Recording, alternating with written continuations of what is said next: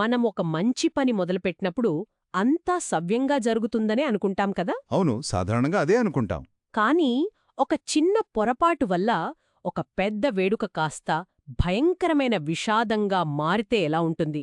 ఊహించుకోవడానికే కష్టంగా ఉంది. ఒక దేశానికి రాజు తన ప్రజలందరి ముందు పరువు పోగొట్టుకునేలా ప్రవర్తిస్తే దాన్ని మ్మ్, అపారమైన భక్తి అంటారా లేక అధికార దుర్వినియోగమంటారా? చాలా మంచి ప్రశ్న. ఈరోజు మనం దావీదు రాజు కథలో ఈ సంక్లిష్టమైన ప్రశ్నలను శోధించబోతున్నాం. ఆయన తన జాతికి అత్యంత పవిత్రమైన దేవుని మందసాన్ని రాజధానికి తీసుకురావడానికి చేసిన ప్రయత్నం ఒక రోలర్ కోస్టర్ రైడ్ లాంటిది. ఖచ్చితంగా. ఇది కేవలం ఒక మతపరమైన ఊరేగింపు కథ కాదు. ఇది నాయకత్వం, వైఫల్యం, రాజకీయాలు మరియు వ్యక్తిగత విశ్వాసానికి సంబంధించిన కథ. అవును. ఒక నాయకులు ఘోరంగా విఫలమైనప్పుడు ఎలా స్పందిస్తాడు, ఆ తప్పు నుండి నేర్చుకుని మళ్ళీ ఎలా విజయం సాధిస్తాడు, ఈ కథలో ఈ అంశాలన్నీ మనకు కనిపిస్తాయి. మన చేతిలో ఉన్న మూలం 2 సమూయేలు 6వ అధ్యాయం. అందులో ఉన్న డ్రామా, టెన్షన్ మామూలుగా ఉండదు. అస్సలుండదు. సరే, అయితే ఆ డ్రామాలోకి నేరుగా వెళ్ళిపోదాం. కథ ప్రారంభంలో దావీదు రాజుగా స్థిరపడ్డాడు. తన రాజధానిగా యెరూషలేమును ఎంచుకున్నాడు. రైట్. ఇప్పుడు దేశాన్ని ఏకం చేయడానికి ఒక పెద్ద సింబాలిక్ చర్య అవసరం. అందుకే దశాబ్దాలుగా అనామకంగా పడి ఉన్న నిబంధన మందసాన్ని తీసుకురావాలని నిర్ణయించుకున్నాడు. ఇది ఎంత పెద్ద ఈవెంటో చెప్పడానికి ఆయన ఏకంగా 30,000 మంది సైనికుల్ని సమకూర్చాడు. 30,000 మందా? అవును, ఇది దావీదుకు ఒక రాజకీయ మరియు ఆధ్యాత్మిక మాస్టర్ స్ట్రోక్ అనుకున్నాడు. మందసమనేది దేవుని ప్రత్యక్షతకు చిహ్నం. దాన్ని రాజధానికి తీసుకురావడమంటే దేవుని ఆశీర్వాదం నా పాలనపై ఉంది అని ప్రజలకు చెప్పడమే. అలాగా. అందుకే ఈ వేడుకని చాలా గ్రాండ్గా ప్లాన్ చేశాడు.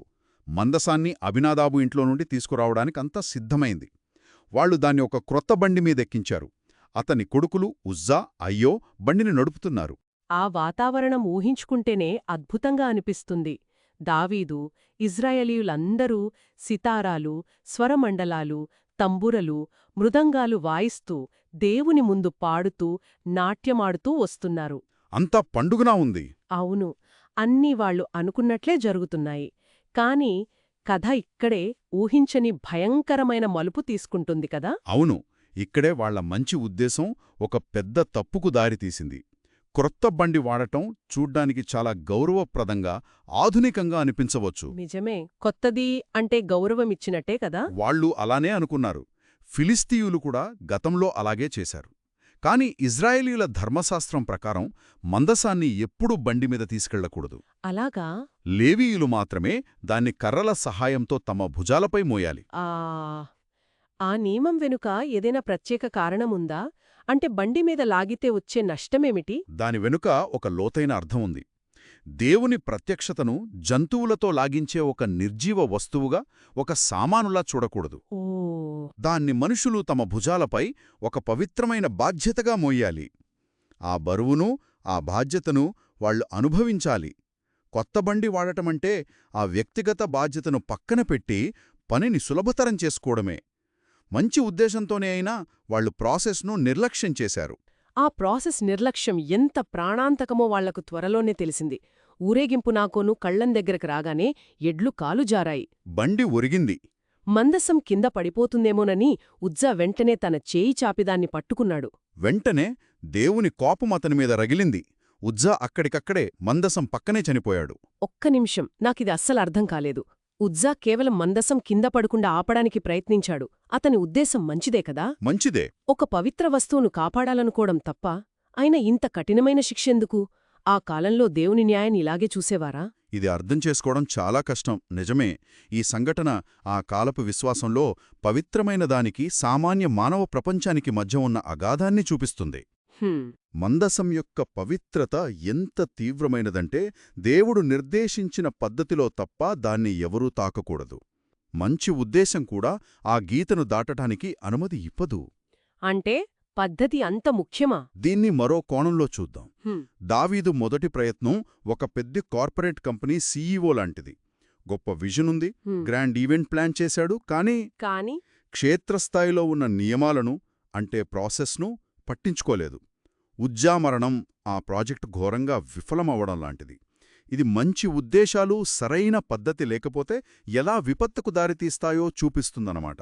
ఊహించుకుంటేనే భయంగా ఉంది. క్షణాల్లో ఆ వేడుక వాతావరణమంతా మాయమైపోయి నిశ్శబ్దం, భయం ఆవరించి ఉంటాయి. దావీదుకు గుండె ఆగినంత పనై ఉంటుంది. ఖచ్చితంగా. అతడి స్పందన ఎలా ఉంది? అతను పూర్తిగా కుంగిపోయాడు. హ్మ్. ఒకేసారి దుఃఖం, కోపం, భయం అన్నీ భావాలు అతన్ని చుట్టుముట్టాయి. తన ప్రణాళిక ఇంత విషాదంగా ముగుస్తుందని అతను ఊహించలేదు. అవును. వెంటనే ఆ ప్రణాళికను ఆపేశాడు. యెహోవా, మందసం నా దగ్గరికెలా వస్తుంది అని భయపడిపోయాడు. ఆ ప్రదేశానికి పెరెజ్ ఉజ్జా అంటే ఉజ్జా మీదికి వచ్చిన ఉపద్రవం అని పేరు పెట్టాడు. ఇది దావీదుకు వ్యక్తిగతంగానే కాకుండా రాజకీయంగా కూడా పెద్ద దెబ్బ కదా. చాలా పెద్ద దెబ్బ.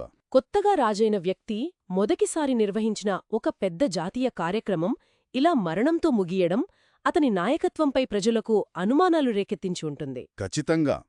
ఇది అతని నాయకత్వానికి ఒక పబ్లిక్ ఫెయిల్యూర్. అందుకే అతను మందసాన్ని యెరూషలేముకు తీసుకువెళ్లే ధైర్యం చేయలేక దగ్గరలో ఉన్న గిత్తీయుడైన ఓబేదెదోము ఇంట్లో ఉంచాడు. అంటే ఆగిపోయాడు. అవును.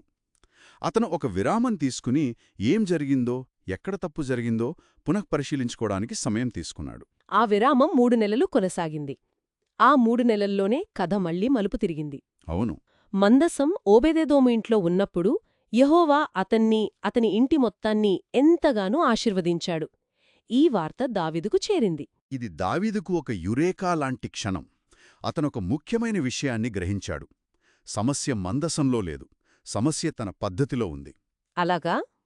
దేవుని ప్రత్యక్షత అనేది ప్రమాదకరమైనది, నాశనం చేసేది మాత్రమే కాదు. దాన్ని సరైన గౌరవంతో, సరైన పద్ధతిలో సమీపిస్తే అది అపారమైన ఆశీర్వాదాలకు మూలం. ఈ కొత్త అవగాహనతో అతను రెండవసారి ప్రయత్నించడానికి సిద్ధమయ్యాడు. అవును. ఈసారి అతని ప్రణాళిక పూర్తిగా భిన్నంగా ఉంది. మొదటిసారి ఉన్న ఆర్భాటం ఇప్పుడు లేదు. దాని స్థానంలో భక్తి, జాగ్రత్త, వినయం ఉన్నాయి. చాలా పెద్ద మార్పు. ఈసారి బండి లేదు, లేవీలు మందసాన్ని తమ భుజాలపై మోస్తున్నారు. వాళ్లు 6 అడుగులు వేయగానే ఒక ఎద్దును, ఒక క్రొవ్విన దూడను బలి అర్పించారు. ఆ తేడా గమనించాలి. ప్రతి 6 అడుగులకు ఒక బలి. అవునా? ఇది ఊరేగింపు కంటే ఒక నడిచే యాగంలా ఉంది. ప్రతి అడుగులోనూ దేవుని పవిత్రతను గౌరవిస్తూ, తమను తాము తగ్గించుకుంటూ ముందుకు సాగుతున్నారు. ఇది మొదటి ప్రయత్నంలోని వేగానికి, ఉత్సాహానికి పూర్తి విరుద్ధం. ఇక్కడ నెమ్మది, భక్తి, త్యాగం ప్రధానంగా ఉన్నాయి. ఈసారి దావీదు ప్రవర్తనలో కూడా భారీ మార్పు వచ్చింది. అతను రాజవస్త్రాలు ధరించలేదు, సింహాసనం మీద కూర్చోలేదు, కేవలం నారతో చేసిన ఏఫోదును ధరించాడు. అంటే యాజకులు వేసుకునే ఒక సాధారణ వస్త్రం. అంతేకాదు, తన శక్తి కొలది యెహోవా సన్నిధిలో నాట్యమాడాడు. ఊహించుకోండి. తన ప్రజల ముందు, తన సైన్యం ముందు ఒక చిన్న పిల్లాడిలా దేవుని ముందు గంతులు వేస్తున్నాడు. ఆ ఏపోదు ధరించడం ఒక శక్తివంతమైన సంకేతం. దావీదు తన రాజరికాన్ని, తన హోదాను, తన గౌరవాన్ని పక్కనపెట్టి దేవుని ముందు ఒక సాధారణ ఆరాధకుడిగా నిలబడ్డాడు. అంటే రాజులా కాకుండా? అవును. అతని నాట్యం ప్రజలను మెప్పించడానికి కాదు. అది దేవుని పట్ల తనకున్న స్వచ్ఛమైన, అదుపులేని ఆనందాన్ని, కృతజ్ఞతను వ్యక్తపరచడం. మొదటి ప్రయత్నంలో అతనొక రాజులా ప్రవర్తించాడు, ఈసారి దేవుని భక్తుడిగా ప్రవర్తించాడు అన్నమాట. అయితే రాజుగారి విపరీతమైన ఆనందాన్ని అందరూ ఒకేలా చూడలేదు. ఇప్పుడు అల్లే కదా. ముఖ్యంగా రాజమహల్లోని కిటికీలో నుండి చూస్తున్న ఒక వ్యక్తికి ఇది అస్సలు నచ్చలేదు. ఆమె దావీదు భార్య మరియు మాజీ రాజైన సౌలు కుమార్తెైన మీకాలు. ఇక్కడే కథలో మరో కొత్త కోణం మొదలవుతుంది. తన భర్త అలా గంతులు వేయడం చూసి తన మనసులో అతన్ని చాలా చులకనగా చూసింది. ఇది కేవలం భక్తికి సంబంధించిన విషయం కాదు. రాజరికపు గౌరవానికి, రాజనీతులకు సంబంధించిన విషయం. మీకాలు పాత రాజరికాన్ని, సౌలు వంశాన్ని ప్రతిబింబిస్తోంది. ఆమె దృష్టికోణం వేరు. అవును. ఆమె దృష్టిలో ఒక రాజు ఎప్పుడూ హుందాగా, గంభీరంగా, గౌరవంగా ప్రవర్తించాలి. ప్రజలతో కలిసి అలా వీధుల్లో నాట్యం చేయడం రాజరికపు పరువు తీయడమే. అంటే దావీదు యొక్క ఈ ఉద్రేకపూరిత ప్రవర్తనను ఆమె భక్తిగా చూడలేదు. లేదు. పనికత్తెల ముందు తన భర్త తనను తాను చులకన చేసుకునే అవమానకరమైన చర్యగా చూసింది. ఆమె కోణంలోంచి చూస్తే ఆమె ఆందోళనలో కూడా కొంత అర్థముంది. ఒక రాజు వీధుల్లో అలా ప్రవర్తించడం రాజ్య గౌరవానికి భంగం కలిగించదా? ఆమె తన తండ్రి సౌలు యొక్క హుందాతనాన్ని ఆశిస్తోందేమో. కావొచ్చు. ఖచ్చితంగా. ఆమెదొక ఎస్టాబ్లిష్మెంట్ ఆలోచనా విధానం. సౌలు పాలనలో దేవునితో సంబంధం మరింత అధికారికంగా దూరంగా ఉండేది. దావీదుది దీనికి పూర్తి విరుద్ధం. అతనిది వ్యక్తిగతమైన ఉద్వేగభరితమైన సంబంధం. అదే ఈ రెండు ప్రపంచ దృష్టికోణాల మధ్య ఘర్షణే వారి మధ్య జరిగిన సంభాషణలో బయటపడుతుంది. మందసాన్ని గుడారంలో ఉంచి ప్రజలను దీవించి అందరికీ ఆహారం పంచిన తర్వాత దావీదు తన ఇంటివారిని దీవించడానికి సంతోషంగా తిరిగివచ్చాడు.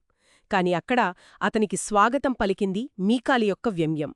ఊహించలేదు పాపం. ఆమె అతనితో, వావ్, ఈరోజే ఇశ్రాయేల్ రాజుగారు భలే గొప్పగా కనిపించారుగా, ఏమీ సిగ్గు లేకుండా పనివాళ్ల ముందు బట్టలు విప్పేసి తన పరువు తానే తీసుకున్నారు అని అపహాస్యం చేసింది. ఆమె మాటల్లోని విషం గమనించాలి.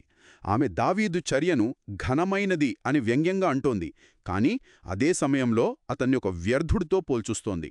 ఇది కేవలం ఒక భార్యాభర్తల మధ్య గొడవ కాదు. ఒక రాజకీయ దాడిలాంటిదా? అవును, ఒక రకంగా. దానికి దావీదు సమాధానం కూడా అంతే నిక్కచ్చిగా, బలంగా ఉంది. అతను, నేను ఈ పని చేసింది యెహోవా సన్నిధిలో, నీ తండ్రిని, అతని కుటుంబాన్ని కాదని నన్ను తన ప్రజల మీద అధిపతిగా నియమించిన దేవుడి ముందు నేను ఆడాను. చాలా స్పష్టంగా చెప్పాడు. నువ్వంటున్న ఆ పనికత్తెల ముందే నాకు గౌరవం దక్కుతుంది. అవసరమైతే దీనికంటే ఎక్కువగా నన్ను తగ్గించుకుంటాను. నా దృష్టిలో నేను అల్పుడునైనా పర్వాలేదు అని అన్నాడు. ఈ సంభాషణ రెండు విభిన్న ప్రపంచాల మధ్య ఘర్షణ. మీకాల్ ఆందోళన అంతా మానవ గౌరవం, రాజరేకపు ప్రతిష్ఠ, ప్రజలు ఏమనుకుంటారు అనేదాని గురించి. కాని దావీదు దృష్టి పూర్తిగా దేవునిపై ఉంది. అవును, తన అధికారం, తన హోదా ప్రజల నుండి వచ్చింది కాదు, దేవుని నుండి వచ్చిందని అతను నొక్కి చెబుతున్నాడు. నా పరువు కంటే దేవుని గౌరవమే నాకు ముఖ్యం అనేది అతని వాదన. ఈ తీవ్రమైన వాదన తర్వాత కథ ఒక విషాదకరమైన గమనికతో ముగుస్తుంది. సౌలు కుమార్తె అయిన మీకాలు చనిపోయే వరకు ఆమెకు పిల్లలు కలగలేదు. సూచించడానికి తరచుగా ఉపయోగించే ఒక పద్ధతి. అంటే ఆమె వంశం అక్కడితో ఆగిపోయిందని చెప్పడం. ఓ, ఆమె పాత రాజరికపు ప్రపంచంలోనే చిక్కుకుపోయింది. దావీదు నిర్మిస్తున్న కొత్త దైవరాజ్యంతో ఆమె మమేకం కాలేకపోయింది. ఆమె విమర్శ వల్ల ఆమె దేవుని ఆశీర్వాదానికి దూరమైంది. ముగింపులో చూస్తే ఈ కథ ఒక గొప్ప ప్రణాళికతో మొదలై భయంకరమైన విషాదాన్ని ఎదుర్కొని భయంతో ఆగిపోయింది. అవును. ఆ తర్వాత ఒక కొత్త పాఠం నేర్చుకొని వినయంతో మళ్లీ ప్రయత్నించి విజయవంతమైన ఆనందకరమైన ముగింపుకు చేరుకుంది.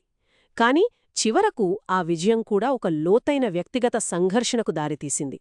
పవిత్రమైన దాన్ని ఎలా సమీపించాలనే దానిపై ఇది ఒక అద్భుతమైన కేస్ స్టడీ. అవును, ఈ కథ నుండి మనం గ్రహించాల్సిన ముఖ్య విషయమేమిటంటే ఇది రెండు రకాల ఆరాధనల మధ్య వ్యత్యాసాన్ని చూపిస్తుంది. ఒకటి, మంచి ఉద్దేశంతో ఉన్నప్పటికీ నియమాలను సరైన పద్ధతిని పాటించనిది. అది విపత్తుకు దారితీసింది. ఉజ్జా మరణంలాగా. కరెక్ట్. మరొకటి, లోతైన భక్తి, త్యాగం మరియు సంపూర్ణ వినయంతో కూడినది. అది ఆశీర్వాదానికి దారితీసింది. అదే సమయంలో రాజరికపు బాధ్యతకు మరియు వ్యక్తిగత భక్తికి మధ్య ఉన్న ఉద్రిక్తతను కూడా ఇది అన్వేషిస్తుంది. ఈ మొత్తం చర్చ మనకొక ఆలోచించదగిన ప్రశ్నను మిగులుస్తుంది. ఒకే ఉద్రేకపూరిత ఆరాధనకు రెండు భిన్నమైన ప్రతిస్పందనలు ఇక్కడ ఉన్నాయి. అవును, దావీదుది ఒకటి, మీకాలుది మరొకటి. అందులో స్వయంగా పాల్గొన్న దావీదు దేవునితో ఒక లోతైన అనుబంధాన్ని, అపరిమితమైన ఆనందాన్ని అనుభవించాడు. కాని దూరం నుండి విమర్శనాత్మకంగా గమనించిన మీకాలు కేవలం ధిక్కారాన్ని, అవమానాన్ని అనుభవించింది. ఇది విశ్వాసం లేదా ఏదైనా తీవ్రమైన అభిరుచి ఉన్న విషయాలతో వ్యవహరించే ఎవరికైనా ఒక ప్రశ్నను లేవనెత్తుతుంది.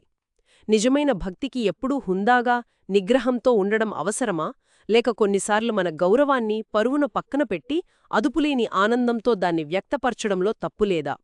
ఈ రెండింటి మధ్య ఉన్న సరైన గీత ఎక్కడ ఉంది?